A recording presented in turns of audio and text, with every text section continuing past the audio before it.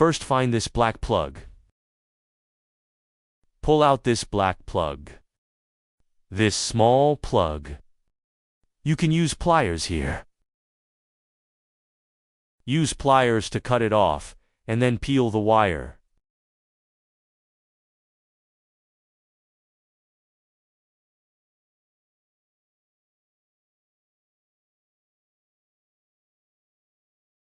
Peel the wires and twist them together.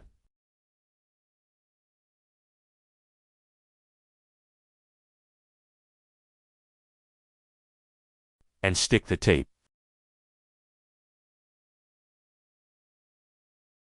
Then plug it back in. After plugging it back in, press the power button. Turn on and try to see if you can ride normally.